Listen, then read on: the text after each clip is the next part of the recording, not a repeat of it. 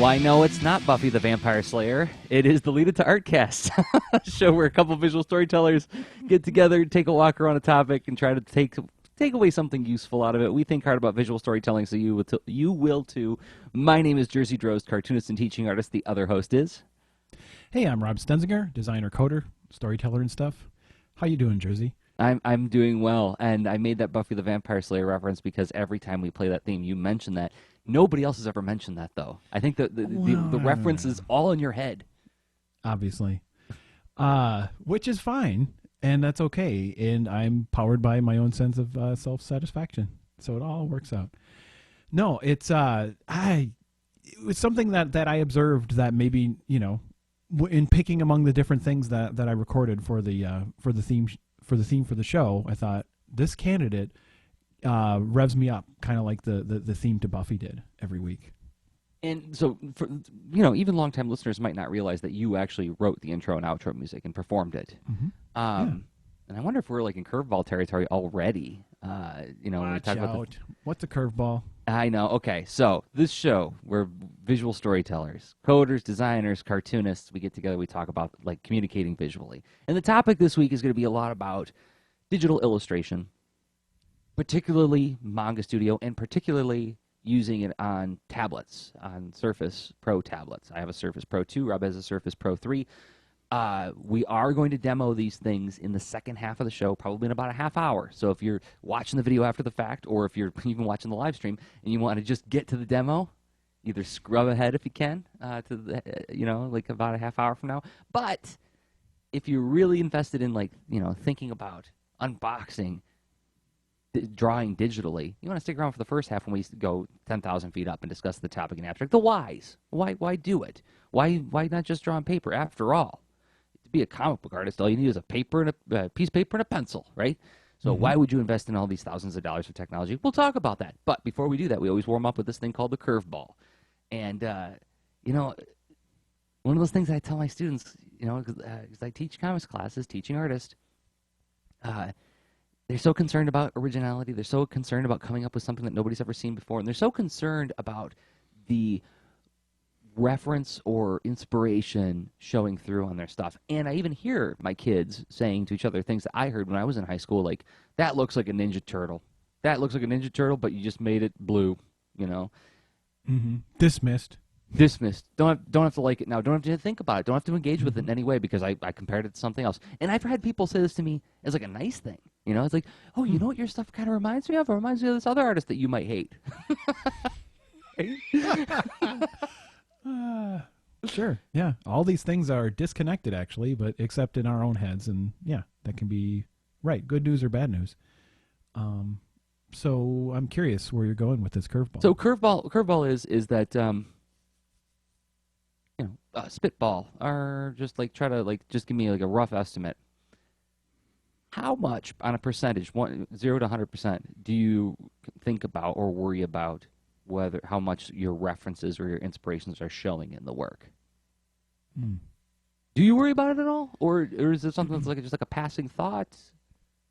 So I think I probably worry about a lot of stuff more than I should, and this is I do about this, but in a different way. Gosh, what was this comic? It's killing me. Hopefully you'll help me remember it. There was a few years back, someone wrote a great work about intellectual property and copyright, and it was released in comic form, but it was a really good document to give you the gist as far as some of the different points of view on intellectual property and usage and fair use and all that stuff. And so it's clear to me that the like sort of legal battles fought over this stuff happen differently for different medium at different scales, and yet I still kind of conflate them in my head and don't think about it as probably compartmentalized as I should. So I think about if I reference a band. So I was in making Art Geek Zoo for 4 years or so. That comic had a lot of music humor, and I did a lot of homage, but I rarely, if ever, mentioned a name of a band, a real band. There were analogs, always analogs. And that was something that I struggled with. But then partway through that, I heard the book, Bound by Ready, Law? Ready Player One, Oh, and okay. also, and so in that book, that's like someone, that's Ernest Cline wearing all these references, like flat out, explicitly called out in the book, one after the other, a giant, amazing palette of them that he just wields. And is like, I don't know, like to me it's like I wouldn't have that kind of bravery to include that much clear direct reference in my work, right? Mm-hmm. So that's the level where I puzzle with it. And I think early on, my first battle with this was learning guitar, and it freaked me out terribly, where I didn't learn really anyone else's songs except for a little bit here and there to pick up a technique that I would then try to steal and make my own. Mm. Which because I didn't want to sound like anyone else. Same kind of thing, right? I wanted to have my own sound. And so, yeah, I mean, I have, but my relationship with it changed from that sort of concern about, oh, I have to be, totally my own sound, to like, well, I don't want to get sued. Yeah. It's kind of similar though. It deals with that sort of letting your references show through in what you're making. But here's the thing. I feel like all of the times I've ever worried about that, nobody's ever caught it. Like nobody's ever called me out on anything that like I think is a glaring reference or inspiration for the thing I'm making. And then conversely, people have made connections between my stuff and other stuff that I thought there was no connection. Like it was a long time before. Like I was like a year into producing the front online as a webcomic when somebody came along and said, "Hey, you know that Jared, the abominable snowman, looks a lot like the Domo creature, right?" I'm like, "Really? Oh, I guess so. There's a similarity in the eyes and mouth in there and everything, but any similarity was purely unintentional. I wasn't even thinking about that. What I was worried about was like, oh my gosh, I just ripped off the Lord of the Rings and a bunch of other stories to make this story, and everybody's gonna call me out on it. Nobody ever called me out on it, Um, so it's something where I don't think I worry about it nearly as much now as I did when I was starting out. Like when I was starting out, it was like, 70% of the time I was freaking out about it. I gotta identify my own style, and I gotta make sure that nobody catches what I'm actually lifting in order to make this thing. Now it's like I just lift like crazy, and just trust that my brain will recombobulate it into something that nobody will recognize anymore. Probably comes from, but like you said, there's like there's a real world implication in that we do have to worry about copyright law and intellectual property law. By the way, I found that book. Was it called Bound by Law? Comic book? Oh, nice job. Yes. Look at me doing the research while the show's going. Bound by Law. I will link to it in the show notes. What is this? It's Duke University, Duke Center for the Study of Public Domain. Mm-hmm. By Dia Filmmaker? Oh no, that's like the phony narrator of it. Oh my gosh, pseudonym or something. Yeah. pseudonym. Yeah. Anyway, we'll link to it in the show notes. But yeah, I've seen this before too. It's a comic book that explains copyright law and intellectual property law. And if you find this topic interesting, you will want to follow up on it. But yeah, anyway, I don't know. Did we walk around that? I think so. Yeah. I mean, there's way more depth to it. Of course there is, yeah. But it feels good. I feel warmed up.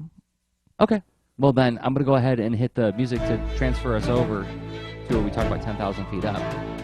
Discussing the topic in abstract, looking at it from a perceivable angle, looking at the why of doing the thing. So, digital illustration. I have parents come to me after, the kids take my comics classes, and they're like, all right, what tablet do I got to get? What software do I got to get? And I'm like, well, you don't got to get any of them, It's like, what does your kid want to do? Do they want to draw digitally, or do they like drawing on paper? Like, have we consulted with your child to find out what medium they're happiest with?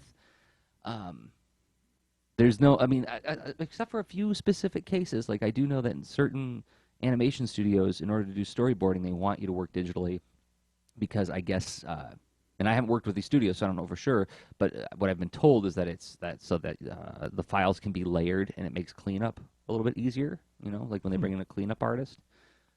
That's the only example I can think of where I've ever, like a specific technology was called for. Like when I work freelance now, both as a storyboard artist and as a character designer, illustrator, comic book artist. I've worked on a variety of. They've worked paper, worked just in pencil, worked with pen and ink, worked entirely digitally. Feels to me like there's no shoulda in this, right? Hmm.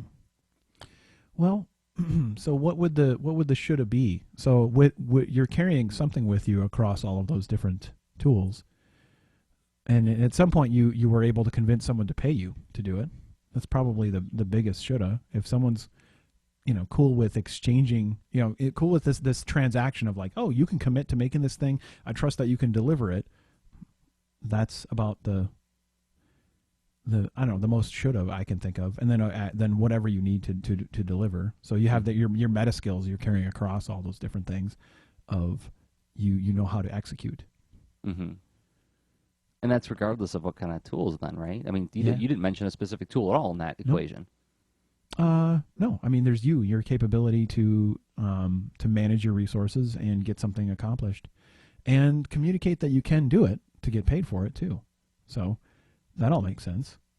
That is that might be a shoulda. Sorry, not to just hack what you just proposed right there, but like really we get distracted by the tools when we can I agree with the premise of what your question, which is there isn't like, well, there's this mandatory thing when you go into industry to provide visual assets, and every single person across the whole planet does it this way. That doesn't exist. Sure would be comforting though, wouldn't it? Wouldn't it be great if you just like graduated from college and there was just like a suit that you put on and I'm businessing. Here we go. All right, here's your painter hat and your business hat. Yep. Use each wisely. No, unfortunately, we have to think hard about the decisions we make, and we have to live with them, and we have to learn from them, and we have to adjust them over time. So, with that Mhm. said, why both of us have made the leap recently to doing a lot more stuff digitally? I've been working entirely digitally for how long now? Since, oh, okay, I've been doing it 100% digitally since September of last year, but I've been Hmm. working in Manga Studio since 2012, so about 3 years now. That's been my drawing tool of choice. God, has it been that long? I haven't inked on paper, like for comics work since 2012. That's crazy. Um, Wow. just think of all that original art I can't sell now. Oh, that's too bad. Oh, never mind. I don't sell my original art.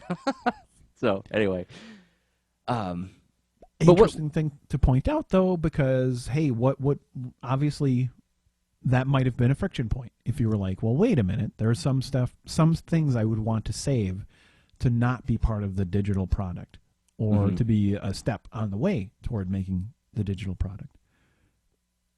True. So there you go. I mean, that it depends on how you're making money, right?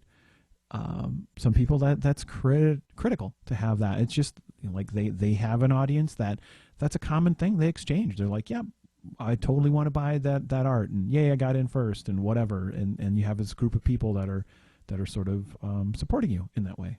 Of course, yes, that could be a potential revenue stream for you. So Yeah, that is one but of the. even then, it's not black and white. You could do that for one project and not for the rest of them too. Yeah, So very true. yeah, I mean, piecing it together. So for you, that wasn't a point of friction, and then you switched. But like, what was well, why did you switch? And Why did I switch? mhm. Um, because and this is going to sound like I'm being self-deprecating and trying to be funny, but this is the God's honest truth when it comes down to it. Is like I am exceedingly lazy when it comes to my work. I want to find the path of least resistance, and I want to find the easiest way to get what I want on the page.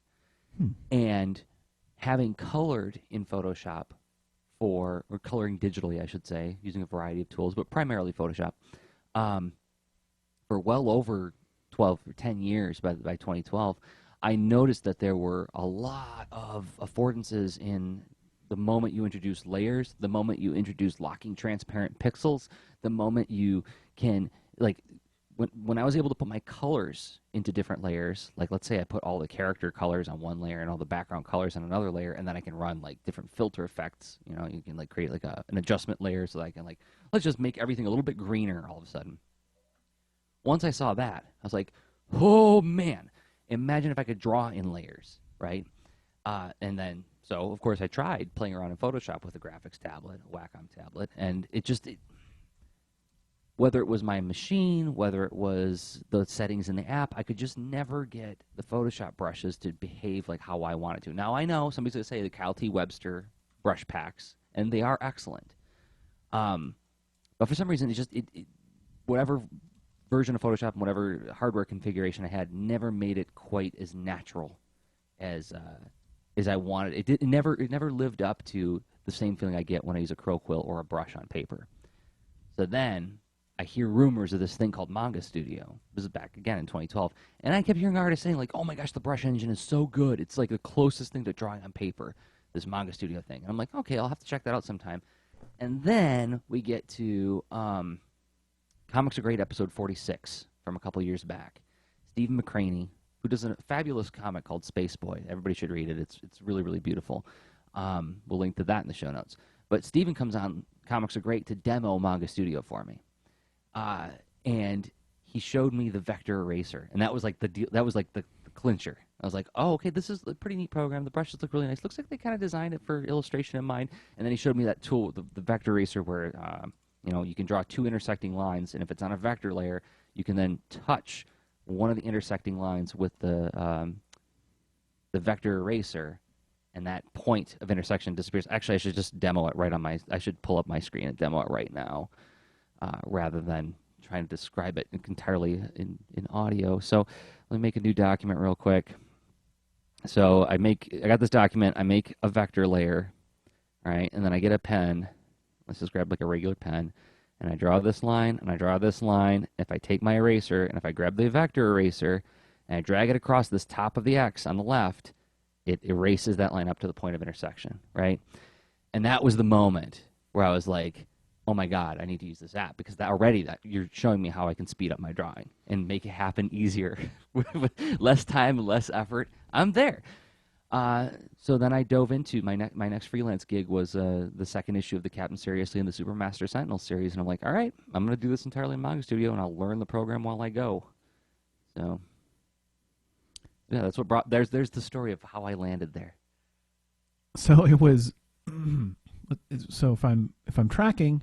So you have this deep vocabulary that builds up over time, manipulating things in Photoshop, and all of a sudden seeing how like, well, this is getting really close to being able to do more jobs, and then like, but I wish, and then having these things that just aren't quite fulfilled yet. Hearing the promise of this magical new +10 Vorpal drawing app. And okay, and then so just erasing those lines, like, what do you think? Like, how did you see that would have been such a promising time saver? Because, and many illustrators will undoubtedly, follow me on this one, that when you're drawing and you accidentally, like, let's say I'll go back to the screen share. How about that? So let's say, like, this happens all the time. Like, you're drawing like I don't know, I'm going to draw like a teddy bear face, right? And as I draw the ears on the teddy bear, I'm going to accidentally cross some lines there that I don't want to cross, right? Mm. And normally that would mean either slowing down as I get close to the point of intersection so as not to cross the line, or it's time to break out the whiteout, or it's time to break out a regular eraser and like just slowly erase the lines like that. Once I saw that there was a way to just simply drag and it'll make a perfectly clean and neat erasing, that's exciting, right? And what's funny is like, and I know I've told the story a bunch of times, because by the way, I should have led with at the top, we did do a preliminary sort of like walkthrough of Manga Studio back in episode 111. where we talked about like what's so great about Manga Studio. This is like almost a year later. We're sort of revisiting this topic. Ah, that's But right. Well, and that was so I think I had Jonathan Rector on the Polytechnicast, and we talked about it. two And that episodes, was didn't you? like, yeah, I think it was a couple episodes, and it was like right before that, I used Manga Studio, where I dove in during 24-hour comic day, and doing my, hey, I want to try a thing, This and would be No Remorse River Horse. no, actually that one. So that was 2011 was when I tried Manga Studio, Okay. and no wait, nope, nope. Yes, 2011 is when I tried Manga Studio. 2012 is when I went for that. I did No Remorse River Horse on my tablet. Oh, And Galaxy Note. yeah, 24-hour comic day is that sort of creative challenge where you say, well, for each of the hours in a day, I'm going to finish a comic page and share it as I go, and to get to 24 equals success. To do like less than that, they have a couple of criteria. I think 12 pages is like a noble failure, and I think I got in the noble failure range, but I didn't finish Awesome. with Manga Studio. But I learned a lot. Yeah. And you did like a first impressions of the app episode of the Mhm. Polytechnicast. We'll link to all this stuff in the show notes so you can get like sort of like the timeline of our exposure to this application. Real quick, I do want to get to like the second half where we start demoing things pretty soon. Mhm. Ashley Knapp is in the chat and she's watching live. It's good to see you, Ashley. And she's saying, "Ugh, thinking hard about decisions. Let's get this clear and obvious life path conspiracy going."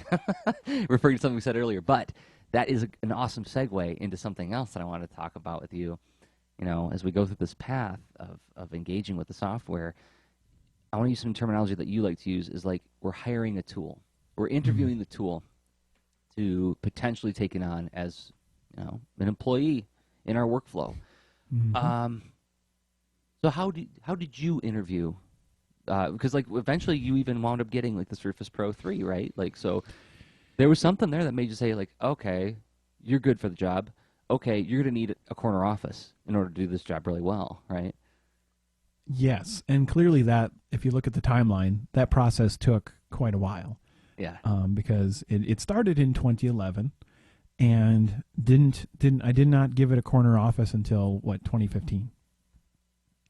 So because honestly, this isn't mutually exclusive. Digital tools. Do you have enough room on your hard drive? You can add more digital tools. uh, it's really not. And I've tried a bunch of different things in the meantime, yet have always kept it on my radar. And I just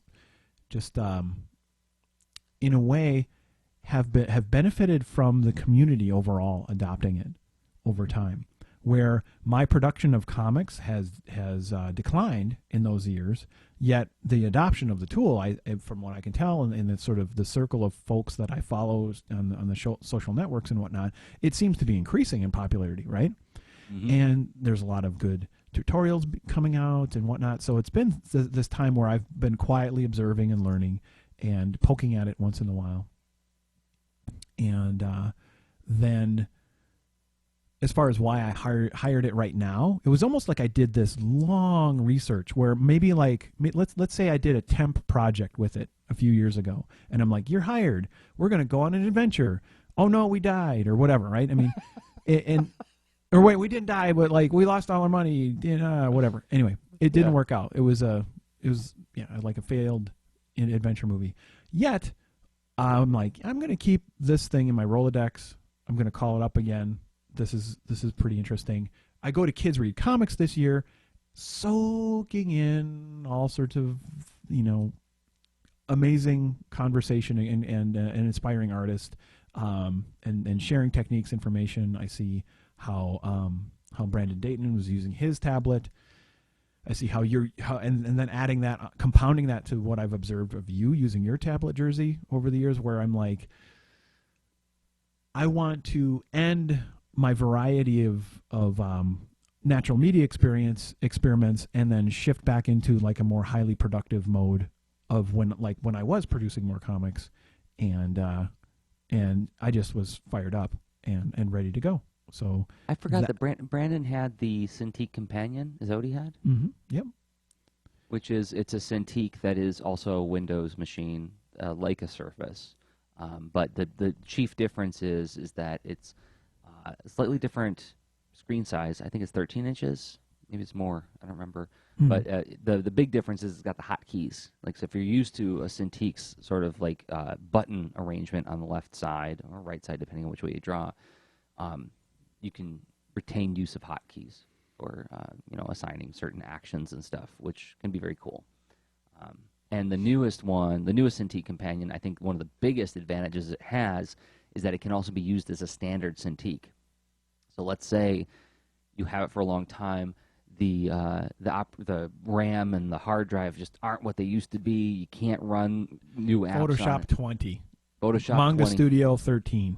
Exactly. And it's like, oh, it doesn't work anymore on this. Well, now you can plug it into a newer machine and continue to use it as a drawing tablet, right? Mm-hmm. Just not mobile anymore. But that does future-proof it a little bit, which is nice. So that's another one of those considerations, right? So like you got like when you're hiring the tool for the job, like so I went through that same period where I was like, okay, I was drawing in Layer Paint HD. I was like doing my pencils for actually for a RoboForce comic. That's right, I do RoboForce comics, and I'm getting ready to do more. So I'm at coffee, and I'm at the coffee shop, and I'm penciling RoboForce. I'm like, all right, I'm ready to ink. Oh, I gotta go home. That sounds so silly now, because like it used to be that like I could not draw unless I was at my art desk, but now it's like, oh, I gotta go home and I gotta boot up my Mac and I gotta break out Manga Studio on my Mac to do this. Like, why can't I just do it right here? I was like, okay, clearly, I would be able to. That pain point wouldn't be there if I had, a tablet that was also a desktop class tablet or computer. So I did some shopping around. I was like, okay, well, Surface Pro 3 costs this much. It's got the N-Trig digitizer. I don't know that much about it yet, and there's not that much written about it yet. This is like a year ago, right? And I'm like, okay, well, let's look at the Surface Pro 2, which has the Wacom digitizer, which is like more of a tried and true technology. I know what to expect with it. And because it's refurbished, it's a little bit cheaper. So I weighed a lot of that in my mind, right? Like, this is why longtime listeners might remember I was on that like quest for the perfect bag. One of the criteria for the perfect bag was, will it be able to fit a Surface Pro 3 when I inevitably upgrade? Will it fit the 2? And they're different form factors. The 2 is 10 inches, the 3 is 12. So I didn't want to get a bag that like fit the 2 perfectly, and then when I get the 3, it's like, no, it doesn't fit anymore, right? So all of those considerations were running through my mind as I was deciding on what to inevitably get. And so I wound up going to the Gazelle eBay store, which is like it's like a refurbishing service, right? People sell their old digital devices to them, they refurbish it, and then in turn resell it in eBay. And I got it for like half the price of what it was when it first came out, so that was great.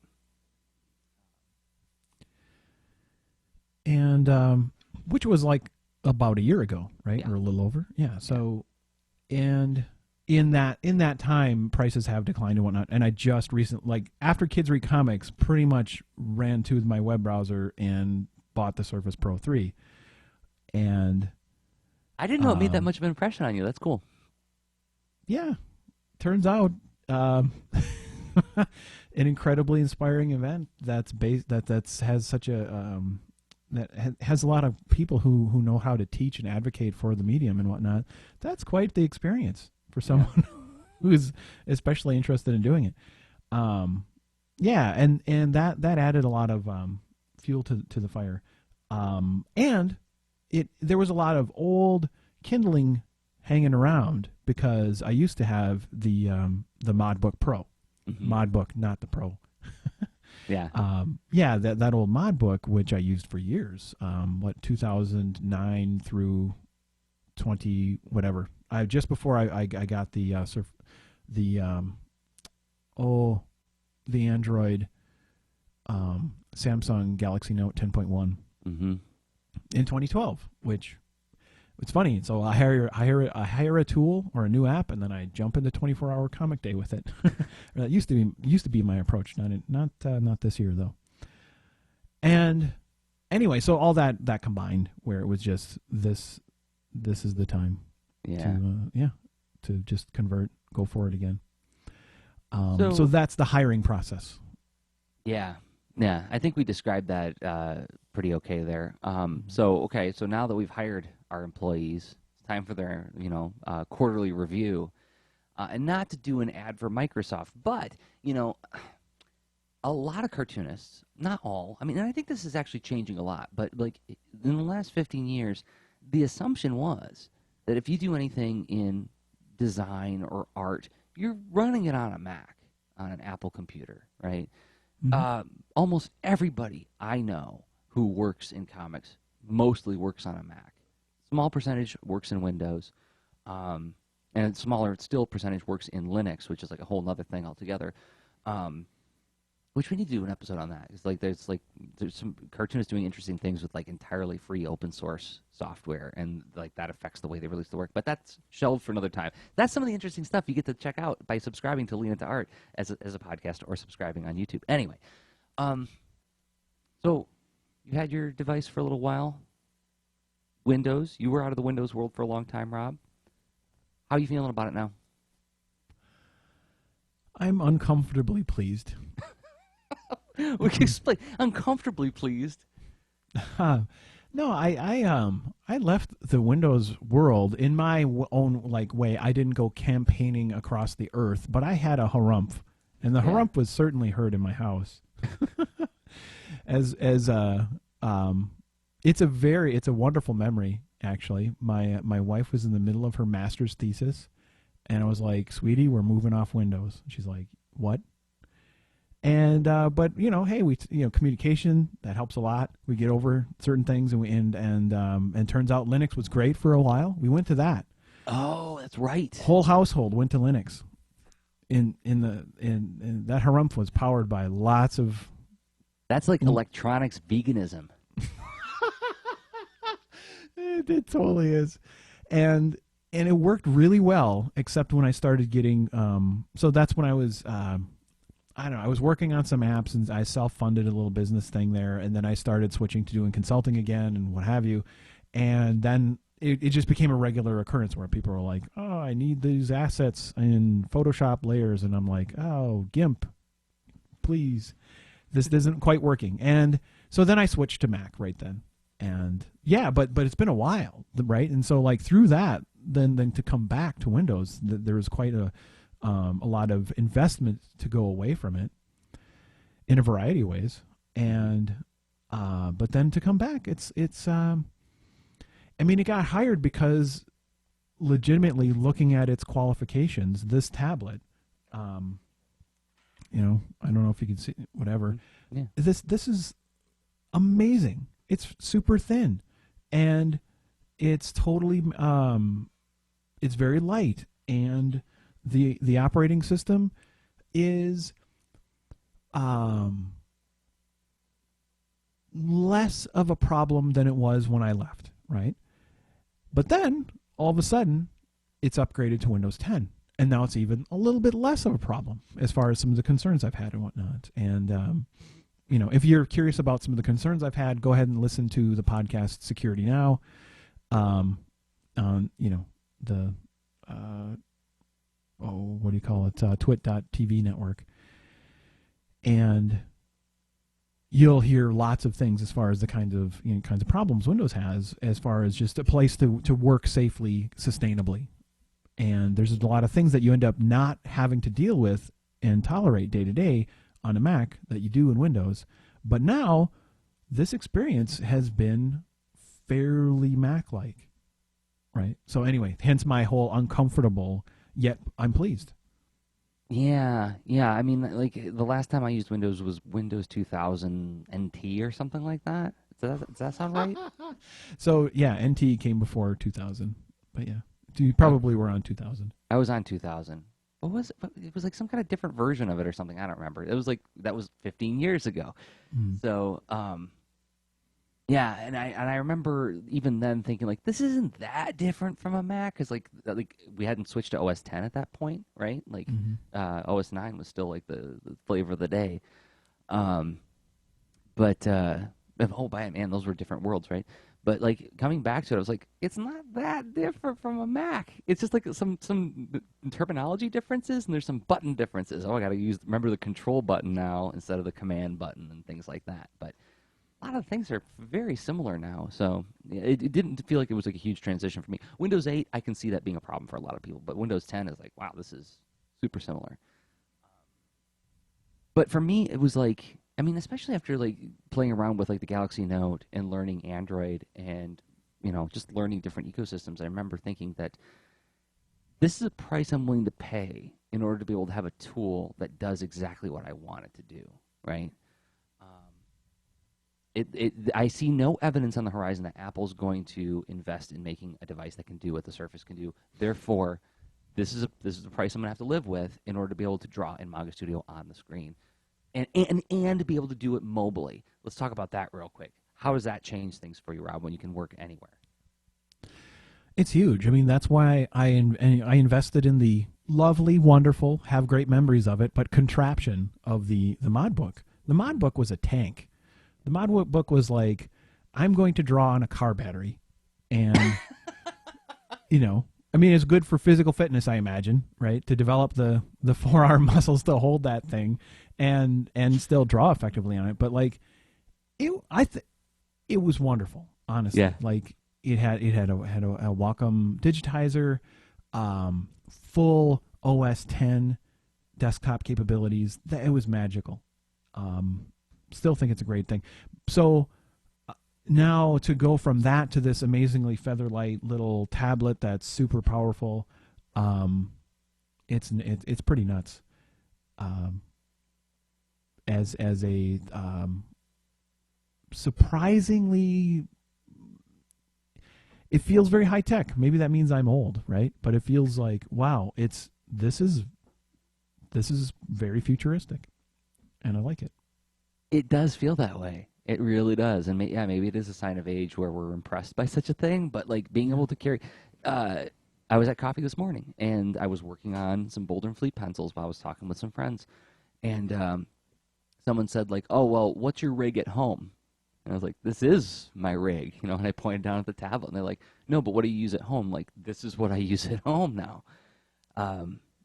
And it's not a compromise like a tablet was, yeah. right? Like the mobile OS tablet. Yeah. That has a lot of amazing capabilities, yet a lot of compromise too, because it has a lot less resources. Yep. And when you can fully work nomadically, there you go. You have your whole set of capabilities, whether you're sitting in bed, whether you're at a coffee shop, whether you're on the bus, whether you're at your main desk. And at your main desk, you can kind of upgrade it a bit. You can do, here's an external monitor, and I have my chair that's really comfortable or whatever. Right. Yeah, exactly. And I should hasten to add, lest someone comes in to say, "Oh, but then you're always on call." No, only if you want to be. Mm-hmm. My capabilities just follow me everywhere, so I'm not restricted in any way. That doesn't mean that I'm always a slave to it. Right? That's a different thing entirely. Yeah, dude. Not that we should, whatever. Not that.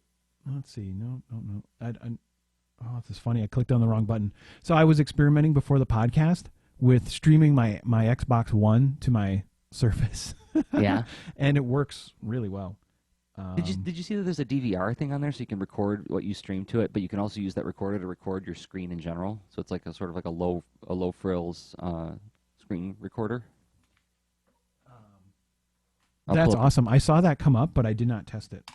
Okay, so I got your screen pulled up now. What are you trying to show?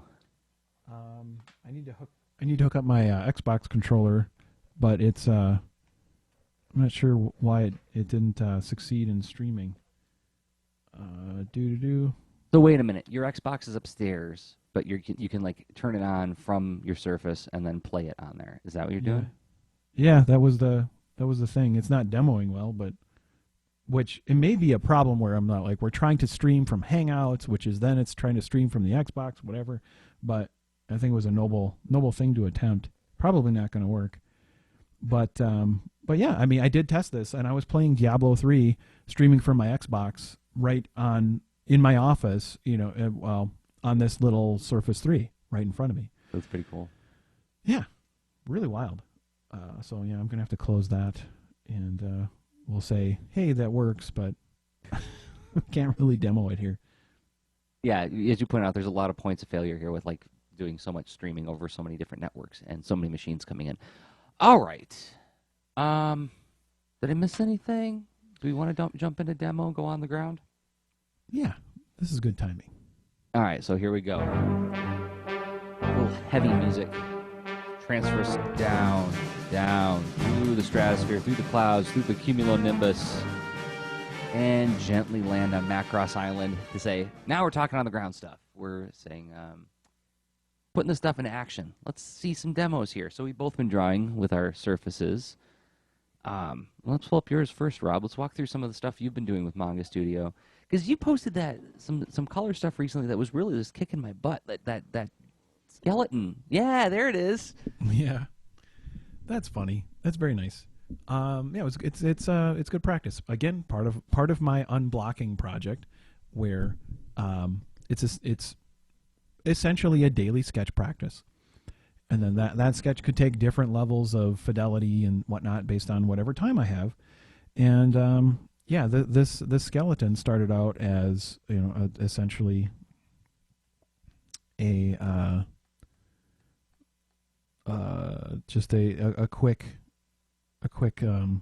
pen sketch. Let's see if we can pull it up here. Yeah, it was a pen sketch. It wasn't even full body, and then so if I click that, I unlock it, and I can kind of reverse the process I do when I import an image.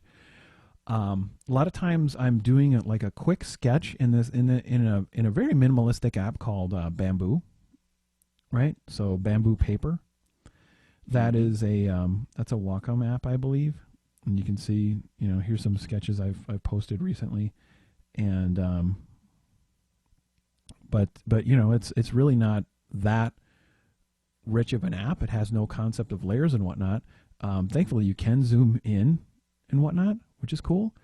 It's just really rudimentary, but because of that, it feels really fun to just quickly doodle. It's like having a little moleskin and a nice pen, and then so that's where that skeleton drawing originated. But then all I did to do that is I just did file import image, and then select that exported image from Bamboo. It throws it on a layer, and then once you have it on a layer, you can do stuff, of course, like change the opacity. But then it has this amazing effect little palette where you can just go bam, it's blue lines. Yeah. And that's kind of handy, just one step. Because here's the little Manga Studio has these it's like I don't know, it's maybe trying to think of a good analogy or whatnot. Like if you go to a restaurant where they start to get to know you, and they know like you like things that are a little more spicy, and maybe you don't want maybe you're vegetarian, maybe whatever, right? And they get to know you, and and that's what Manga Studio is like, or Clip Studio Paint in my case, which we can explain that in a sec. Yeah, we'll explain it in a second. But because it has all these little things in there that are like, oh, you like the nice comics, and and they take care of you. They're like, oh, you like the blue lines. It's Luigi from The Simpsons, yes. I don't know. It's a really nice Italian restaurant for comics. I think that's the pull quote they should put on their website. Oh, that's great. Yes. So two things. One, let's do the nomenclature real quick. It's called Manga Studio 5.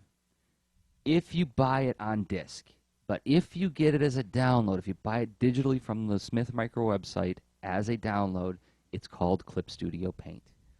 I'm not entirely clear why they make the distinction, but they are identical programs. The names refer to the delivery. So if it's delivered to your door, it's Manga Studio 5. If it's delivered to your email inbox, it's Clip Studio Paint. Otherwise, they're indistinguishable, right? Yes. I think if you dig around, there's a little more story. Oh, I'm sure there is. But it's really not that big of a deal. It's essentially behind the scenes, a company in Japan makes this app. And then there are companies that redistribute it. And, so anyway, Smith Micro is the distributor, I believe, in the U.S. Anyway. Right. So the other thing that I think is interesting is that we're pointing at how you use a multitude of other single use or single function apps in your workflow. That's something I kind Mm-hmm. of wanted to talk about in the 10,000 feet up section, but we can bring it up here. Is that because I do the same thing where I've got like I use a program called Medibang Paint Pro, which is an Android and Windows app What? to pencil my stuff. Huh? Medibang Paint Pro? Yeah. A leaner pointed me at it. Yeah, it's MEDI Bang Paint. There's like oh come on, I'm looking at it now. Let me pull it up on my machine real quick. Mm-hmm. Oh, I just got to get it from my app drawer. But anyway, it's a lot like Layer Paint or like Fire Alpaca, and it works in those kinds of file formats as well as PSD. But it's one of those ones where it's like, okay, we're trying to make something that just is made for making comics. Yeah, Medibang. Let's see, Paint Pro. That's what it's called. I'll pull it up on my screen real quick. And this, what's up on? Okay, here we go. Here's Medibang. So you can log into an account. You can store your files in the cloud. Let me make a new document. Okay, fine. But I mean, it's just, it's your standard drawing app, but it was specifically made for drawing. And if you use Layer Paint HD, you'll notice a lot of similarities. But there's a version for the Windows tablet, but then also for my Galaxy Note phone. So I've got the phone, and I'll pull it up here. So, if I don't have my tablet on me, I can scribble out something on the phone Oh, wow. that I can then import into Manga Studio for finishing. So there's like always something on me with which I can draw, right? Wow. But back to your process, Rob. Yeah, okay. I do that. I was playing around opening other layers and whatnot, but really it begins with the blue line that I then do essentially a pen a pen outline. I may have to expound upon it where it's like, there's not enough detail. This is kind of like a rough gesture. I need to turn that into something that has a more detailed expression. And but when it comes to just doing fun skulls and bones and a little bit of fantasy to it, that really I could probably do that in my sleep because heavy metal. Anyway, but I go from that to like the full pen outline to then starting to color in the color in the lines and do a little bit of value addition there, and then as I'm starting to like the how the character's turning out, I'll make sure I start throwing a background behind it to start playing around with complementary colors and what kind of contrast is this going to have overall. And it's something that I attempt with the intent of speed painting, like not being that precious and purposely being a little bit abstract and whatnot with it. Mm-hmm. But probably takes me a little longer than it should. So yeah, because I think this whole piece probably was about a couple hours, maybe hour and a half. Okay. So there was a lot of back and forth experimentation in landing on. Yeah, and some of it too is finding. I built up a vocabulary of tools in the Adobe suite, and I don't know which brush I should pick anymore. And so right now it's kind of looking for brushes, and I did something both good and bad to help myself with that because I bought the Frienden set of 200 brushes, and then I imported them all. And so that's a lot of brushes to pick from. That's the short story of it. But starting to pick through it and play and figure it out. So I think a lot of that couple hours was experimentation with brushes. Sure. I mean, yeah, when you get 200 brushes, I mean, and like I bought a lot of his brushes. I might have almost that many. I find that over time, I'm winnowed down to using maybe 5 different brushes. I'm not using everything that's in there. Nice. Yep. That's what I'm starting to do as well. I mean, and I think it's not a situation where the other brushes aren't good. It's a matter of finding out what brushes work for you, right? And that's cool to have 200 to go through all of them and find out what ones work. And I am making a concerted effort to, okay, this week I'm going to try to bring this brush into the workflow to see if it can do something. See if I'm ignoring somebody who would be of use to the team, kind of thing. Mm. Yeah, the hiring process doesn't end because, yeah, you've hired the app, but it's not like all of the possibilities inside are inherently brought to bear instantly on every project. Right. So, but it's cool that you are, I'm noticing there's a lot of different, you're not just like coloring the skeleton from top to bottom and then, okay, now it's time to add a background, right? Like you're letting the different piece, the layer affordances, you're letting those things inform the design back and forth. Definitely. It's that's, I mean, so there's a variety of practices going on with that kind of speed painting. It's looking at the the expression of the subject, but then also the how does it stand out in some kind of background context, and then what's the color relationships among the foreground and background, and then trying to play around with things like a little bit of color theory that I've been trying to practice with. Well, okay, if you have hot lights, then the shadows are cool. If you have all that kind of stuff.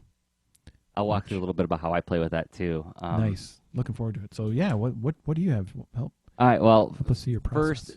First, to color theory, something I use as a shortcut tool, something I use as a way to quickly assist me in the process. Because let's face it, a lot of these drawings that we're talking about are things that are happening in off hours, right? You're squeezing it in. That's another reason that the mobility matters to me, is because I really need to be able to work on Boulder and Fleet anywhere, because I never know when an opportunity is going to come up to squeeze in a little bit of extra time on it, right? Mm-hmm. So there's this app for Android, and I think there's a iOS version too called Shades, S-H-A-D-Z, and I'll show you how it works real quick. Like, this is the launch screen.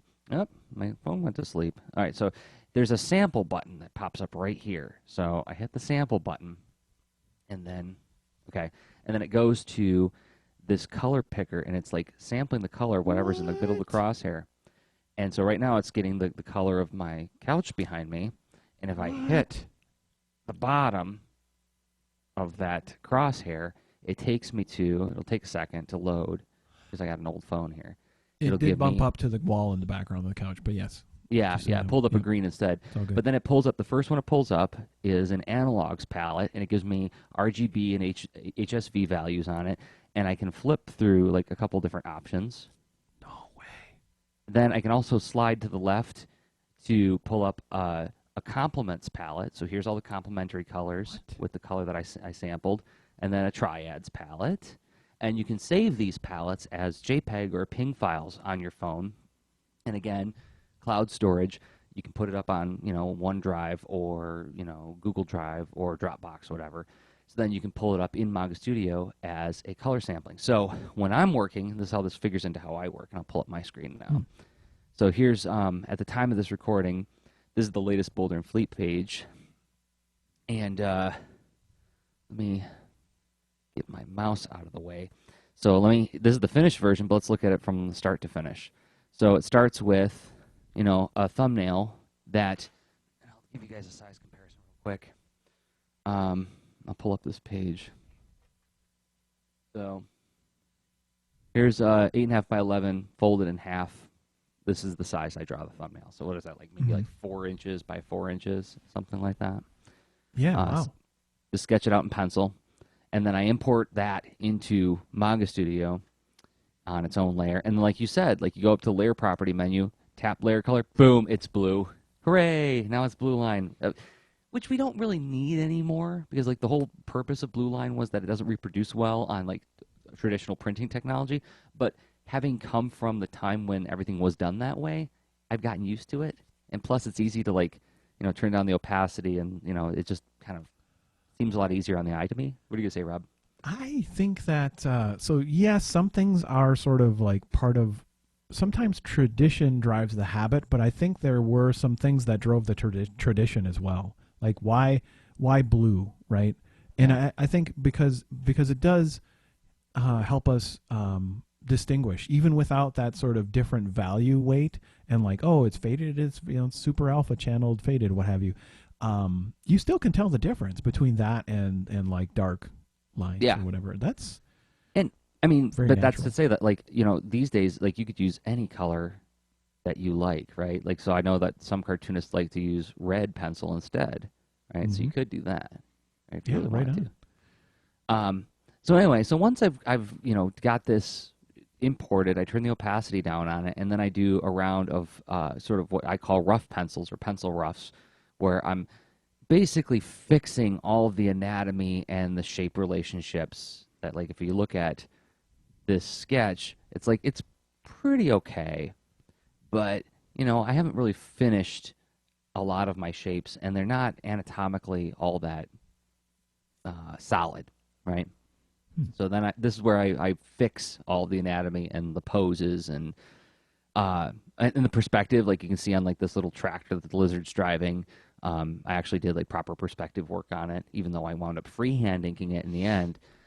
So then from there, I'll turn off my thumbnails, and then I turn down the opacity on my pencil roughs. Then I go to final pencils, right? And this is where I'm like going to make it look as close to finished as possible. Hmm. And you can see, like, yeah, even though I mapped out the perspective properly on this tractor, I still went in and inked it freehand because I wanted it to look rough and beat up and lived in a little bit. This is a tractor. This isn't like some sleek future machine, right? So, and actually, I skipped a step. I should say that before I even do any of those steps. So, like when I'm at the once I've got my thumbnails imported, I actually do the lettering first. Let me see Hmm. if I can hide all my other layers, my ink layers. Um, so, oh goodness, all my lettering is inside the ink folders. Um, all these. But so I'll do all my lettering first. Reason being that I want to know when I go to final pencils how much room I really have. I may think I have a certain amount of room when I do my balloon spotting on the thumbnail, but then once I get it imported and drop in the font in the actual size of all the other balloons, you know, the consistent size for all the balloons in the whole book, I find out, oh, that balloon is actually going to be a little bit bigger than I thought it was, or it's going to be a little bit smaller, so I have more room, so I can make adjustments from the pencil stage to the ink, or from the thumbnail stage to the pencil stage to respond to the sound design on the page, right? Hmm. Yeah, it's there's a lot of interplay among the elements. There should be. Yeah. It's one of the things I get uptight about. And I get really upset when I see comics that don't take advantage of that. So, yeah, you can see, like right here, I wound up having more room in panel 3 for the balloons than I thought I was going to have, right? And you can see that I actually chopped out Rube here and moved her up because I had more room than I had anticipated, right? You can actually see where I like lassoed her and moved her around. Hmm. That's another thing I love about digital illustration. And you can see I did some lassoing on panel 1 to move things around, to move her over, to give room for the first balloon in the page, right? So it goes thumbnails, balloons, then it goes to rough pencils, finished pencils, and then from there I go to inks. Now let's turn on all my inks layers, and then I can show you the flats. So then I ink everything, usually with the lettering off. Well, obviously with the lettering off because I don't want the balloons to be in the way while I'm trying to draw my pages. So, and then once that's done, turn off your pencils, and then let's get the color layer on, and I'm going to just show the flats layer. Now, the flats layer, I try to work out what my color theory is going to be on the page, right?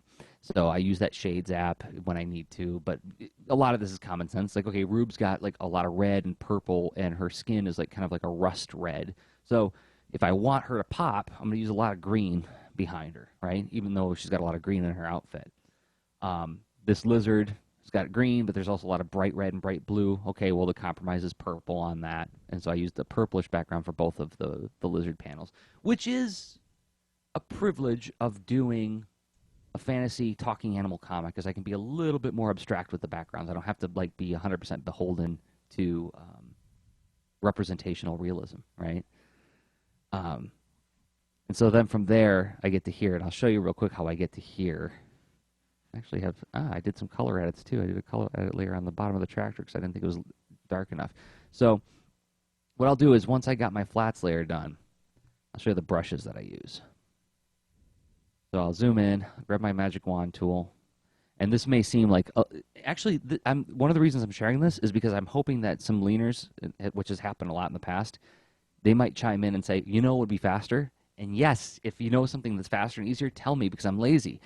Then I'll go to my pen tool after I've selected this color, and I'll go to Brendan's Painterly brushes, and he has this one called Concept Brush, which you can see on the screen. Like it has like an opacity fade on the beginning and end of it, but it does an interesting amount of color mixing depending on pressure. And like you were talking earlier, Rob, is like depending on the light source. If the light source is hot or warm, I want to use a cool shadow.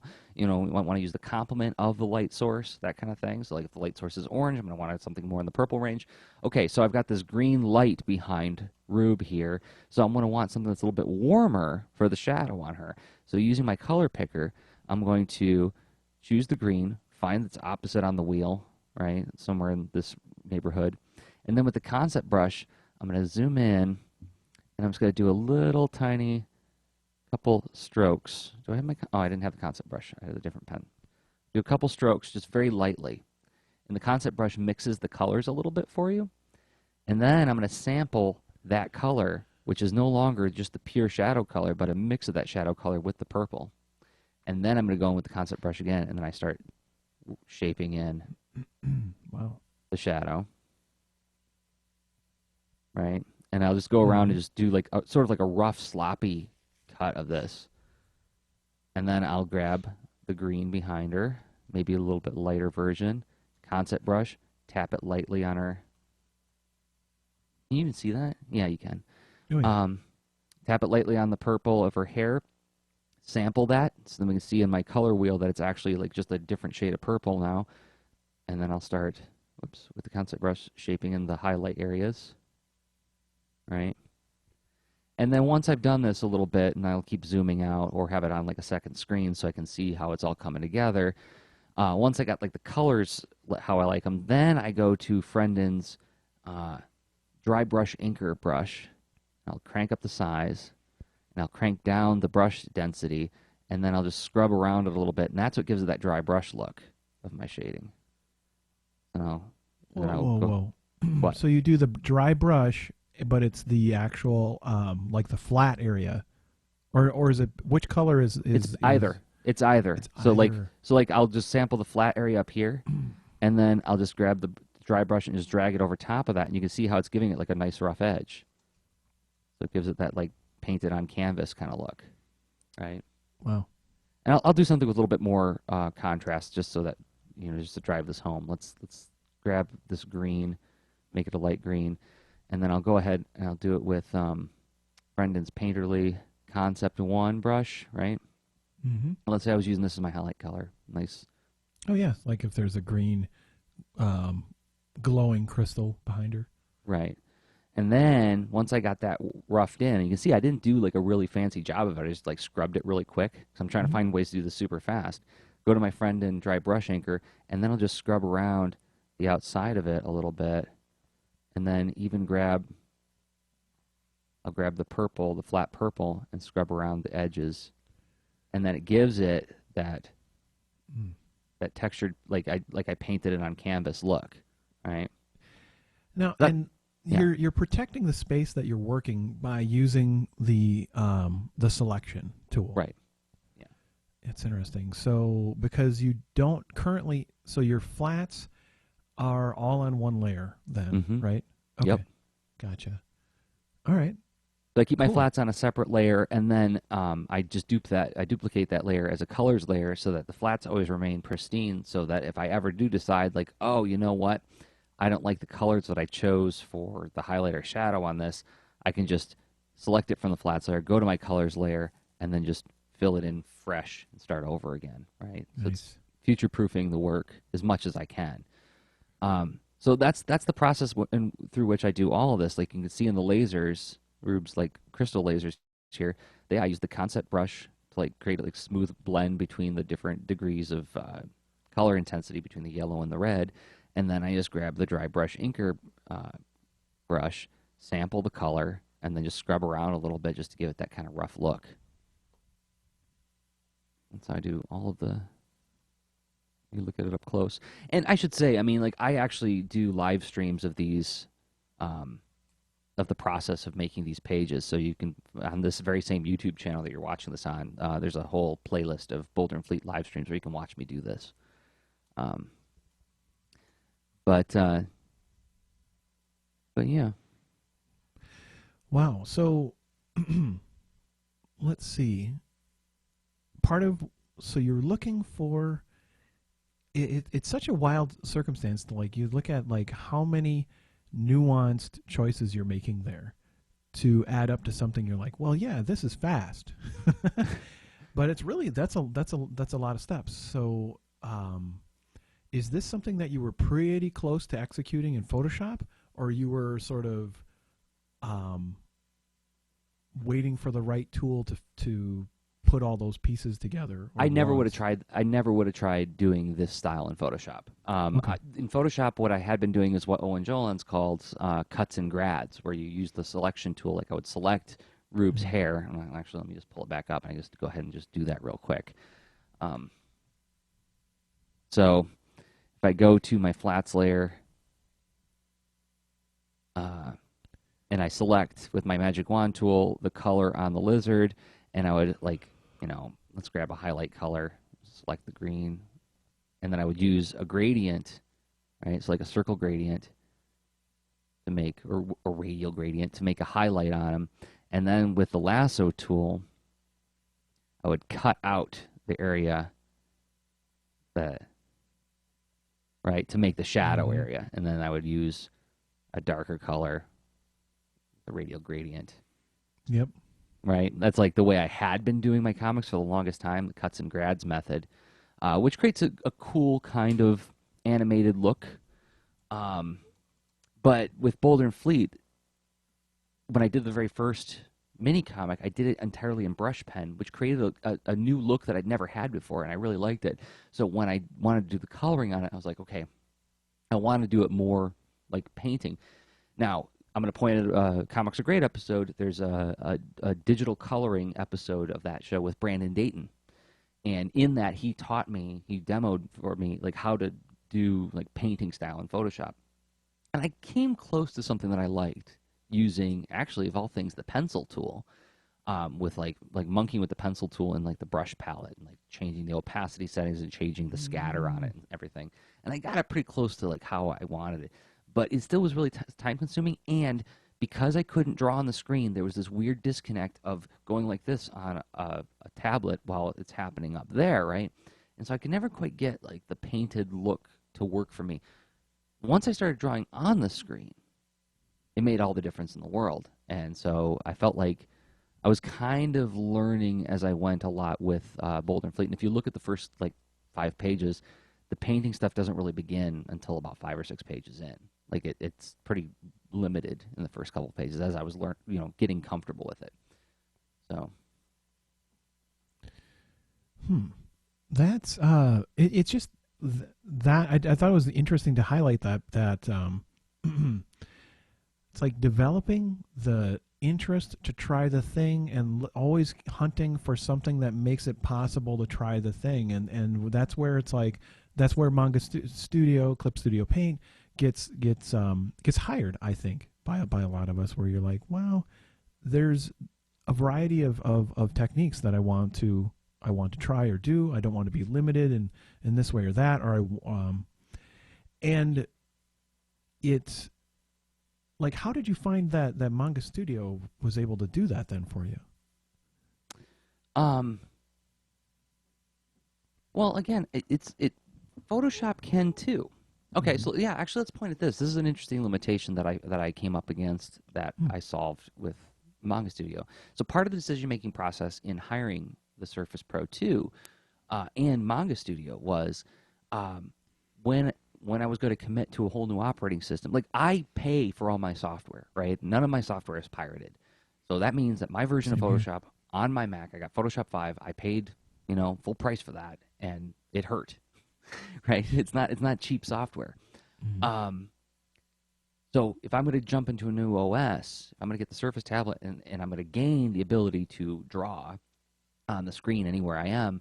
That means that I got to am I going to put Photoshop on this thing? And then plus Adobe did that new thing with the new subscription model, which I'm not 100% like signed on with, but I haven't really read enough of reviews of it to know if it's for me or not. Because Manga Studio was like 90% there. It's like, oh, when I work on it on my desktop, it's like 99% there. I'm going to try it on the tablet. And then once I got it on the tablet, I was like, okay, I don't need Photoshop at all anymore. I don't open it at all except to crop things and like do like the album art for the show. That's the only time I use Photoshop anymore. So to try to answer your question, it was partially informed by like financial constraints, right? I might have stayed coloring everything in Photoshop had I been able to put it on this thing, but I couldn't justify that purchase. So that kind of led me to say, like, well, rather than try to find the funds to get a version of Photoshop, let's see if I can do it in Manga Studio first. Then once I started doing it, I was like, oh, okay, I can. And I can do really, really good coloring in it. So did that answer the question? Oh yeah, totally. And that's that. So not only is it very capable, it's eager to be hired at a fair price. Right? Yeah, yeah. Where That's a you're great like, way of putting well, it. I can afford to hire you. Let's see how this works out. And I think that's how it turned out for me as well. Where you find out that I haven't found really anything that it can't do.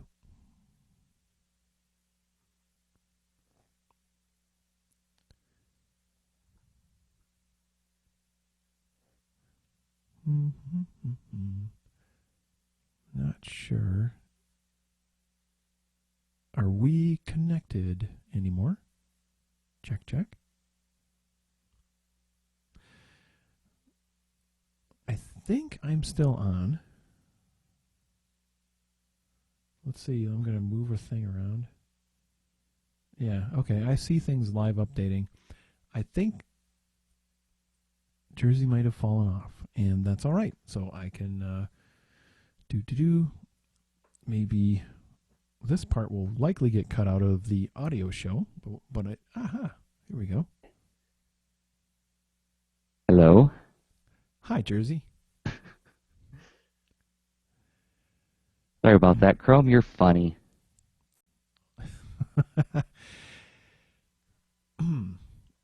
So, okay. Well, okay. Manga Studio has this sort of it is also inexpensive, right? It's not multiple hundreds of dollars. It's typically on sale for, and I know that we are not getting paid by Smith Micro. I do think we need to go reach out to them. But at the moment, we're not. It's incredibly cheap by its default price, but then it goes on sale for insane discounts now and then. Like seems like once or twice a year, right? Mm-hmm. Yeah. Yeah. So it just makes it even easier to say, yeah, I'm gonna give this a try, explore it, and then you see if it's clicking with you or not. Yeah. As far as my process, I mean, it's so rudimentary compared to what because I'm like sort of rediscovering and reconnecting with the tool. Mm-hmm. I did some experiments and exploration with the whole story editor that really got ditched. So you got EX. Yeah, I got EX back in the day, and then when I sort of rebought it for Windows and go cross-platform with it, I got EX again. And so really what it has is this it has a UI for story, but really that it's like a sort of a workspace metaphor where you're like, oh, I have multiple pages in this project and I can jump between these pages and whatnot. So I could do story at a page, and then it's going to ask me to say, hey, how do you want to manage this? You're going to call your story something, aren't you? But turns out I'm not, so I just accept the default. And then all it does is just create this sort of page metaphor. And assuming that it's sort of a traditional comic meant for print, then you have essentially your you can actually choose, like, do my even number pages appear on the left? Do they appear on the right? Because I think I can go into my story properties and all that kind of stuff. Yeah, you can essentially you can work out the pagination, like the Yeah. way the book is laid out or will be laid out. Which this is the only thing that I think me personally I would find useful in story mode is being able to see your spreads, because Yeah. you mentioned earlier that a comics page has a lot of elements interacting with one another, or at least they should, right? Your sound element should interact with your visual elements. Your visual elements should interact with each other in an overall composition, which should interact and counterplay against your panel layout. There's a lot of things to think about. But then there's also thinking about how pages interact between each other, right? So story mode can be very useful for that. I didn't find it that useful personally because my spreads are already worked out at the thumbnail level because I put together a dummy, right? I like print out a template and staple it together. So I'm looking at, how all the pages are laid out together. But I don't know. Did you find any other use for it besides that, Rob? I haven't yet. So back in the day, I am missing the feature where you could manage your dialogue via the story editor. Oh, that's right. Yeah, that was And- in EX4. Yeah, I kind of dug that, and so miss it a little bit. I wrote some scripts that helped me essentially, but honestly, ever since being on the Lean Into Artcast 2 episodes ago with you and Zach Giolongo, I think I finally get what it means to write visually. And I mean, yes, I know we've been doing this for how long, right? And because to me, writing visually, it could mean that I have visual considerations as I'm exploring the prose of this dialogue, and I would start with the prose, right? But Yeah. no, I really get it now. It's like, no, you start visually, and there is no prose. There might be wub, speak among that's sort of this, sort of phonetic grunting among those characters on the page, but nothing explicit yet. It's really the gist of a scene is accomplished visually, and then the prose comes in to help reinforce that, right? Right. When you are talking about writing visually, I'm pretty sure that's what you mean now. And I finally think I get it. That's exactly what I mean. Like I just finished a page. I finished lettering a page yesterday where I changed the dialogue because it aesthetically worked better with the balloon, right? Like it's like the wording wasn't what I originally wanted, but this fills the space of the balloon better. Yeah. Right? That is really funny. Yes, I'm thinking about sometimes if you partner with a writer, that may be a different conversation, right? Yep. And yeah, Depending on the writer, though, I mean, because actually on the Warren Commission report, which I worked on with Dan Mishkin and Ernie Colon, we made those choices quite a few times. I lettered the page. Dan would look at it, and he's like, there's a lot of weird negative space in that balloon. I see why you did it that way. Let's change the wording to this, right? And that'll fill the space better. And yeah, that's just something you get to do. Like the word choice you make is just as important, or rather, the visual choices you make, like aesthetics, negative space, interplay, is just as much a narrative point as the words that are spoken and the drawings that you make, right? Mm-hmm. Yeah. And it's so funny that, I mean, I'm joking around, but I seriously had a lot of aha moments during that episode. I think it's a great one to go back and listen to if you're curious about what I'm referring to. And it's just this episode number -2. We'll link to it. Yeah, we'll link to it in the show episode notes. 132. There you go. Yeah, and so I really get that now. And I don't know where I was going other than to say the story mode and changing the dialogue in the dialogue editor. I don't think I have that need anymore. So I get that the feature's gone and I slightly miss it, right? But because I basically made a contraption that allowed me to write out pages, hit a key combination, and then have it brought into as word balloons instantly on a page. And they were, just placeholder, right? But they were instantly word balloons. And I'm like, oh yeah. Now I'm like, I'm comicking in the future with my army of robots that are doing my bidding. I feel amazingly powerful, kind of like Ryan Estrada must feel. Yeah. And how did that Simpsons line go? It's like, when I held that gun, I felt powerful, like how God must feel when he holds a gun. Exactly. When Ryan Estrada holds an automation in his hand, that's how I think I felt at the time. But then I don't have that priority anymore because I'm like, all right, I'm going a different path. Yeah. And so I don't mind that it's gone. And but really, so anyway, you're not missing that much between the EX and the regular. No, and I did research on that when I was getting ready to buy, and is everything I read on the Smith Micro site and in every review. I watched a lot of like video reviews and cartoonist reviews of the software. It pointed directly to that. It's like basically the chief difference between 5 and 5EX is story mode, which may be a deal breaker for some people. For me personally, totally doesn't affect my workflow. I mean, I just maintain like a good file structure in my folders in my directory on my machine. So what do you got up that you want to demo now, Rob? Oh, wow! I really don't have that much unless you want to see me hunt through brushes and stuff. Yeah. This is I think I called it Urgent Rabbit, and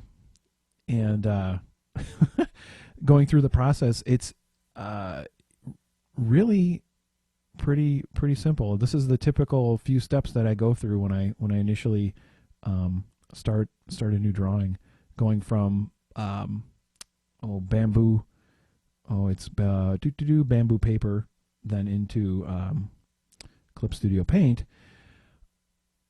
I do that whole quick blue line transformation, and I fade it out a bit. Then I'm like, oh, okay, time to go pen shopping, and then it's in my I go pen subtool, and it's right. I need to pick the right pen, and then for some reason, I need to reorganize this because I imported all my 200 brushes into the same subtool. Oh dear! Look at this go. It's nuts. But hey, live and learn, right? And I think what I notice is there's these analogs like the puns, the rapidograph, right? The rapidograph. Yeah. Pens, I actually do like those. I also like the ones that are more the what's their other pun for the pens? It's the Pigman, Micron. Isn't that awesome? Or silly or whatever, or sneaky? I don't know. But they call them, instead of the Pigma Micron, they call it the Pigman Micon. And that sounds like Homestar Runner would say it, how he would say it. And anyway, so yeah, there's I'm working in a little different situation than I normally would, but like I found like I'm pretty at home with like the Pigman Micons and the Rapidographs, and I'm just kind of shopping back and forth between the two. What I do need to do is upgrade my approach to use the sort of the vector brushes, because of course you can go to your layers and you can essentially make a new layer that is a you can make a new layer that is a vector layer or a raster layer. And this is one of those things where I'm like, I'm kind of relearning this tool. I'm not going to worry about it yet. Yeah. But yeah, now that I'm getting things under, getting comfortable with things, I feel like it's time to like go with the vector, because that whole vector erasing thing is pretty magical. But yeah, anyway, so I do the sort of pen outline, and then I'll go through and do another layer and start doing filling it in with like with flat colors. I'm really curious. Like, do you have like a nice automated process for your flats, Jersey, or are No. you okay? No, I'm not doing anything like the old Beat Pelt plugin. I'm doing it all by hand, but a very kind leaner showed us how to do it with vector layers so that you get almost near perfect flats with just the bucket tool, where the bucket Right. tool has settings to like expand by a certain amount of pixels, but it also only filter the center line of a vector line, right? Yep. Exactly. So yeah, if you go to the you switch to the bucket tool, then you're gonna have some options on its palette. You know, like how wide of gaps do you want to close, right? Where it lets you tune in things like that, and it's like, are you going to refer to multiple layers? There's this other thing too that I'm still like working on.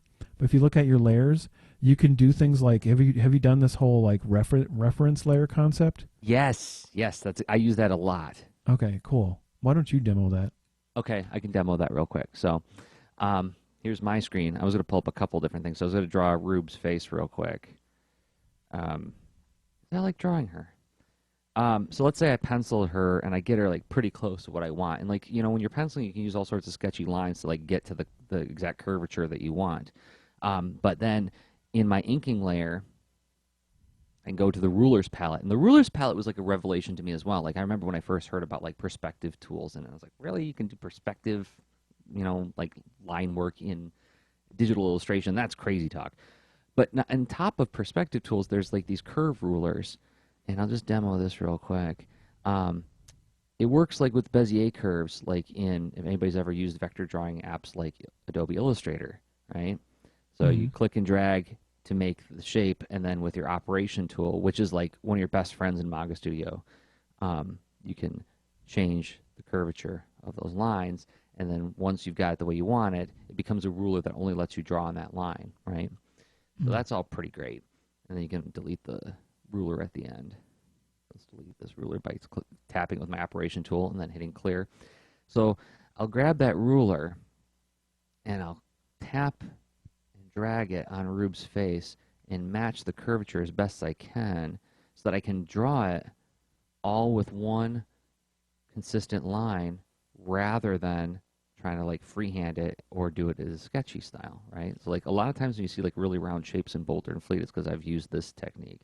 So I'll place the ruler just how I want it, grab the ink brush, drag, boom, got my curve on her face, delete the ruler, and let me do her hair real quick, right? And I'm going to use the vector erase tool to erase the points of intersection. Hooray, this is great. It's going so fast now. So let me do her eyebrows. I'm going to do a really sloppy job of this. I'm going to try to draw it beautifully. Right? And making sure that as many of my lines connect as possible for what I'm about to do. Right? So I get all that done. Then I'm going to hide my pencil layer. I'm going to make a new flats layer. And I'm going to go to the ink layer and I'm going to turn on this little lighthouse here that says set as reference layer. Now what that means is this is sort of like using all layers in Photoshop. Like when you use the paint bucket tool, you can say like interact with all layers or interact with no layers.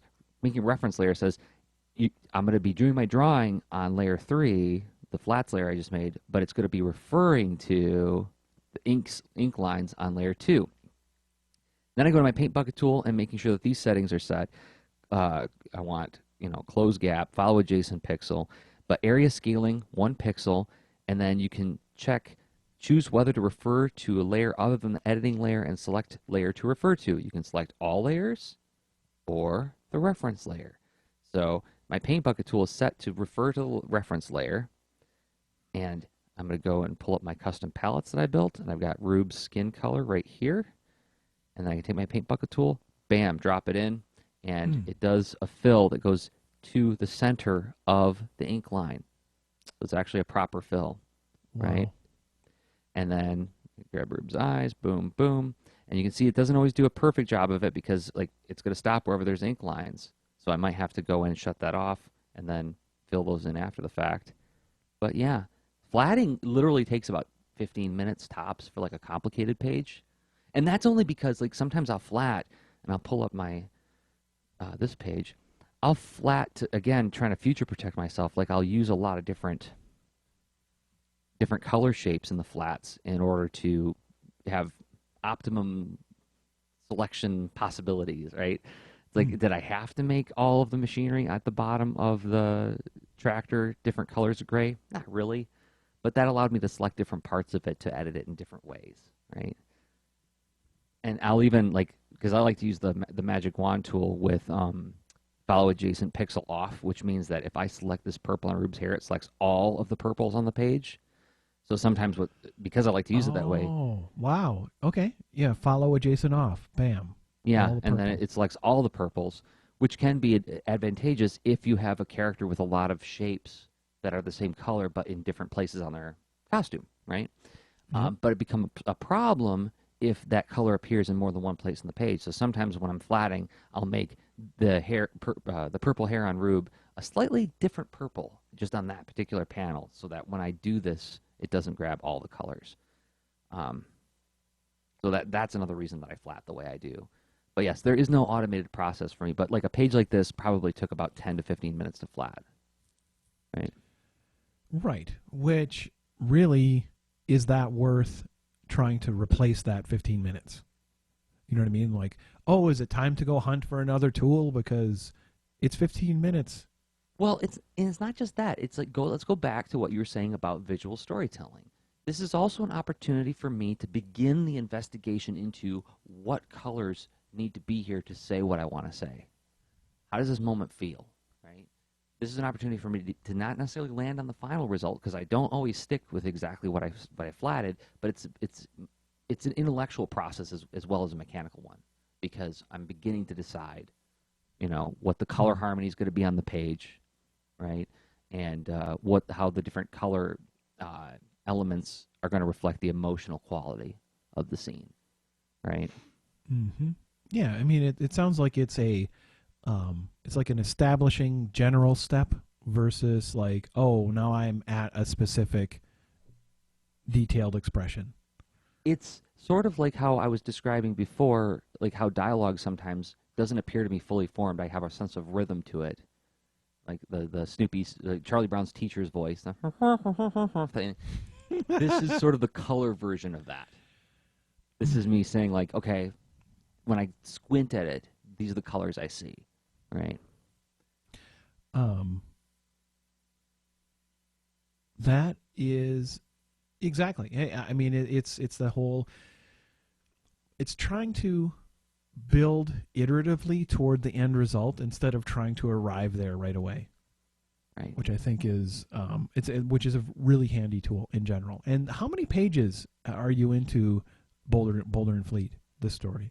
I think page 30. Okay, so page 37 is on the website now at the time of this recording, and I am working on pages 40 and 41 right now. So, I mean that's basically 40 or 41 iterations on this whole process, right? Yeah, Jake Wyatt recently, I just today posted on Twitter. He said, in quotations, "I want to draw a graphic novel," and he rephrased it to, "I want to draw 750 individual drawings that all have an internal consistency." That's awesome. Ay ay ay. It's a great reframing of the entire process. But that's what you're signing on for, right? Yeah. Look it in the eye. Okay. Cool. I've while we've been talking, I've taught myself the vector erase tool. Okay. Which is fun. Which I'm kind of abusing right now. I don't know if you want to switch over to me at all. I'm watching you ink, and that's how I ink. I just draw through everything, That's funny because I'm like, I have this power. I am silly with power here, where I'm like, watch this, and I'm like, oh, I'm gonna switch to the eraser now. Watch this, bam. Watch this, bam. Bam. Look at that. This thing was on the his or her tooth. Like, oh yeah, bam. This line. Oh wait, no, bam, you're out of here. Look at this business. This vector tool is insanity. And I know I demoed this before, but for the people who haven't watched the last one, the other thing that's like so darned crazy pants is, okay, so like first of all, I'm going to close in tight on this like silly drawing of Rube that I did. And you can see that this particular ink pen that I used um, is a textured ink pen. This is another one of Frendon's ones, and it's a dry brush pen that I modified a little bit to give it like a little bit more of a more wet line. But when I draw lightly with it, you can see that it's got kind of like a soft, kind of bristly feel to it. So it looks like a natural media ink line, but It because really it's does. vector, I can go in with this thing. What is this tool called? The pinch vector line tool. And you can change the level of pinch and you can change the amount of effect range. That's sort of like the brush size. And let's say Oh even no. after I've drawn this, I can go ahead and I can move and adjust the curvature of the line in a very like intuitive, natural way, like a smudge, but it doesn't damage the line, right? But I could even go so far as to say like, nope, that's not even enough. I'm going to go to the control point tool. I can hover over this line and I can individually manage the individual control points of the line, right? Hmm. Just like I'm drawing an Illustrator. So it's like, again, I keep coming back to this. In 1995, when I first started using Photoshop and Illustrator for different purposes, as a cartoonist, I was looking at those two apps going like, why can't somebody merge the two of these things? Why can't I do like this wonderful vector stuff of Illustrator in Photoshop? And this feels like this was exactly what I was wishing for in 1995. But yeah, that pinch vector line thing I use a lot just to do little tiny tweaks like this, right? Like, oh, if I could do the frown just a little bit more like that, Oh my word! Look at that. right? Yeah, So for those who are just listening in the audio, and shame on you, you should be watching the video. I But am done with you pixels. You pixels go home. Like this yeah, is it. I'm yeah, doing the vector inking from here on out. don't darken my door with raster lines.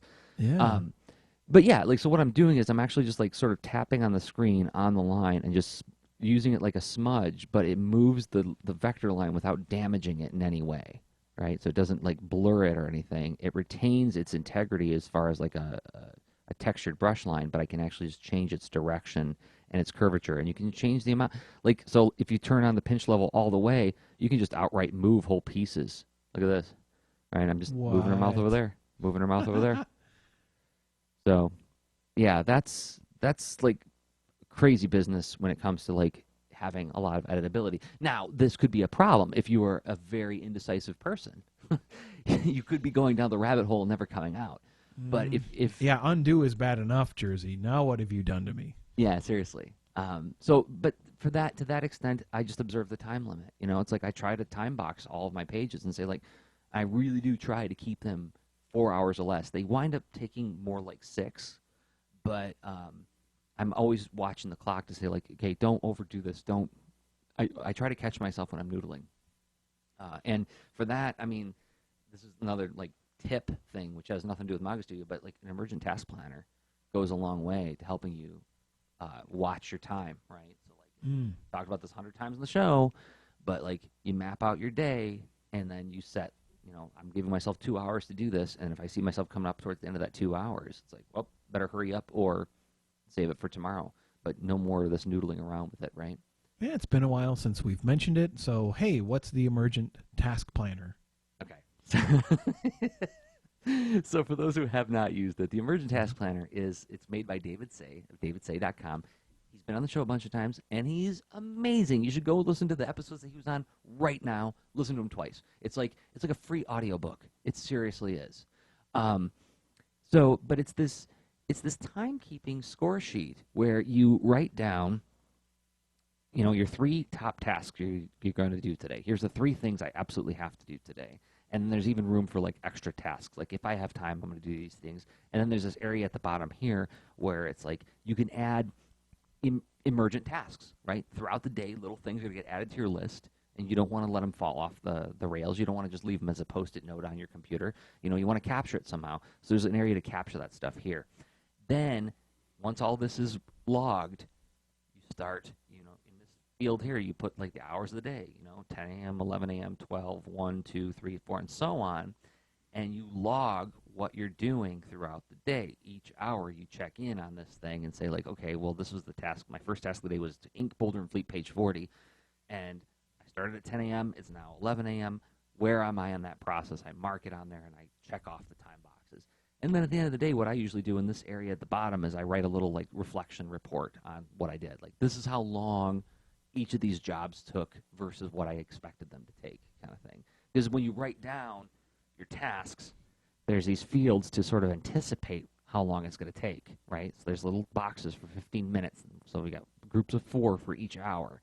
So you can give each task up to 4 hours. So I'll write Boulder and Fleet, page 40 inks. I'll put hour and a half, right? Now that's what I'll estimate. And then when I track it here, I can compare my results to what I anticipated it being. And I've been keeping one of these for a long time. Lots and lots of, I check in on them every couple months just to like sort of like see where I'm going with my productivity, and use it as a way to, you know, measure my performance. And there was a revelation a couple weeks back where I think I wrote it down in big letters. I was like, 8 hours? These pages are supposed to take 4 hours. Oh no, this one was 6 hours. And I actually wrote like, 6 hours? What? No, don't do that. Yeah, it's like me just doing some like napkin math on this thing, trying to figure out like what went wrong. Anyway, so yeah, there was what a good feedback loop, right? I mean, yes. that's you know, there's no built-in thing into you know, Clip Studio Paint or Manga Studio, any edition that gives you that kind of hey, this is this page is taking this long, that page is taking this long. So, man, I think it's worth bringing up. Shadow Intronics is saying in the chat that sometimes the video doesn't screen share for him. Don't know if anybody else is having that problem. So, like, you guys aren't seeing our demos necessarily? Like, if I pull up this picture of Rube right now, you're not seeing it? Rube is on. Yeah, this is a good test. Yeah. Here's Rob's art. I can say, look at there's his bunny that he was madly inking, and I'll shut it off. Let me know if that's not working for you guys. Now you should see my face. Okay. Did I miss anything, Rob? I think we walked around a little bit. We walked around some of the key features and things that we like about it. I think I demoed some new things that I wasn't doing before from the last time. Yeah, we covered new ground. I think that's awesome, and it's a really deep tool, right? I mean, it is that thing that you wished for in the 90s, right? Where it's Photoshop and Illustrator, and with a focus on helping you accomplish comics related tasks. And I think that's the most amazing thing. Like both that and Medibang Paint Pro both feel like apps where it's like somebody said, like, let's solve a lot of problems for cartoonists in particular. But Manga Studio is also a terrific just general illustration app because I use it for like storyboarding gigs now, and I use it just for, you know, character design, and it's my go-to drawing tool for almost everything now. Medibang only gets rolled out for like doodling, like jotting down quick ideas without wanting to run anything hugely intensive on my system, or if I want to run something on my phone. But probably 90% of the time now I'm drawing in Manga Studio. So yeah. So I want to say, like, if people are looking for the Ray Frendon brushes we keep referring to, here's the website where you can find them. I'm going to pull that up.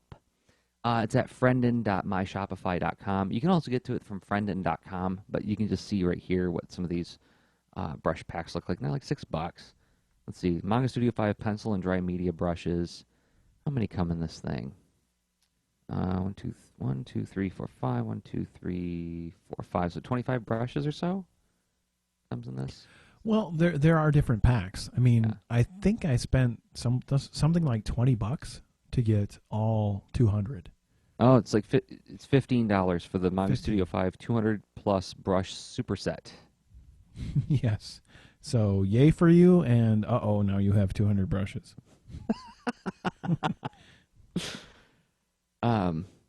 He also has Photoshop brushes too, if you want to use those. But yeah, that's where you can find that.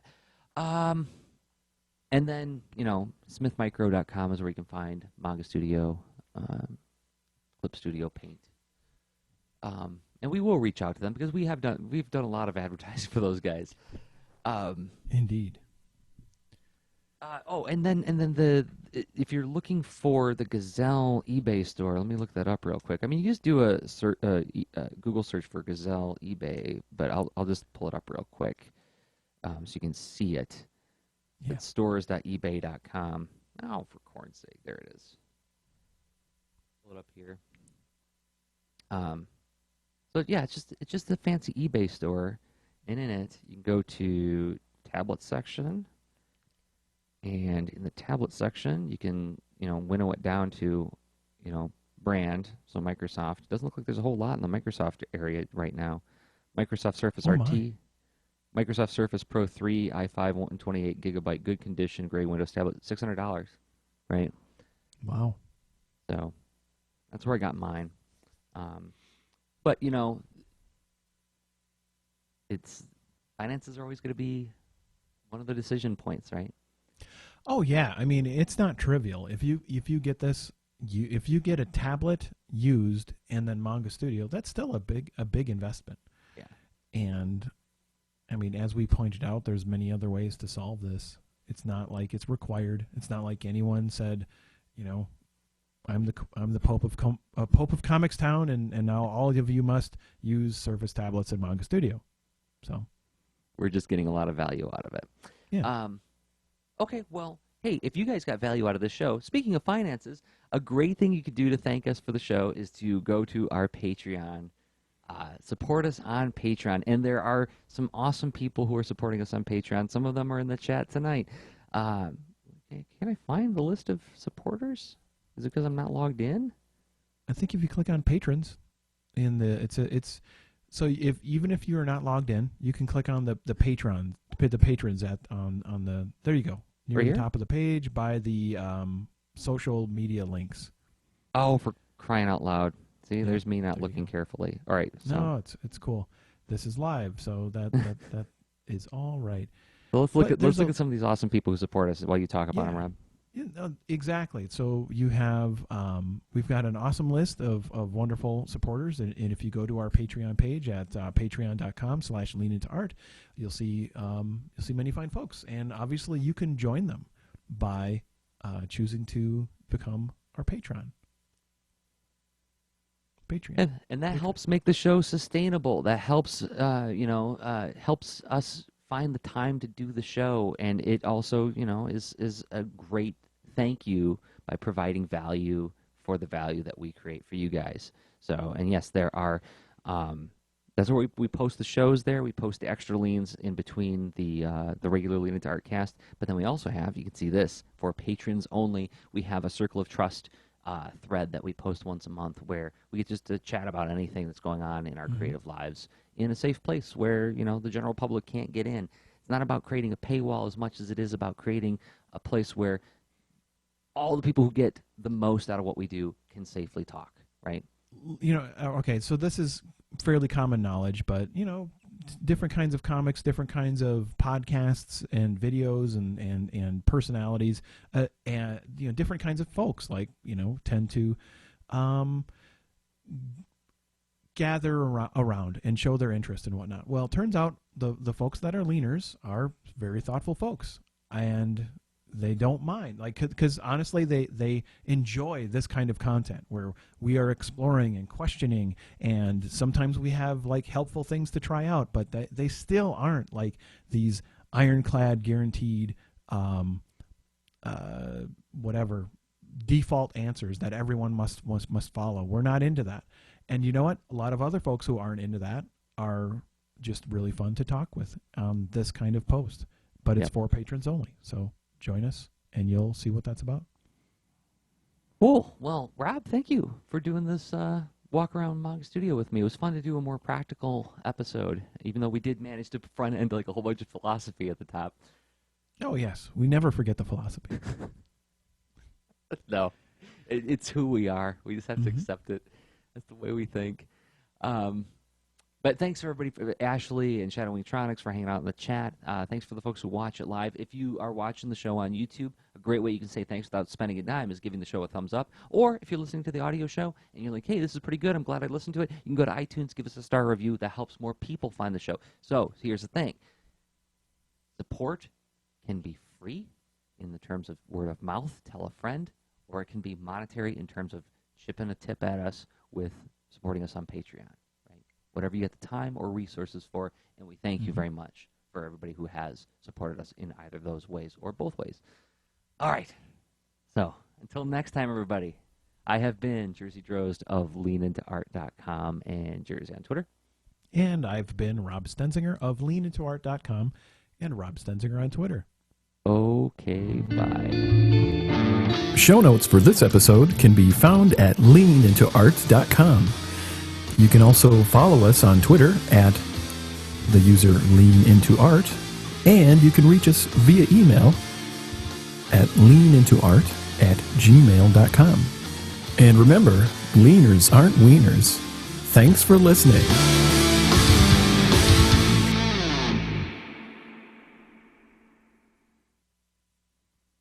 Okay, I'm going to kill the stream, everybody. Thanks for hanging out with us. Thank you. Good night.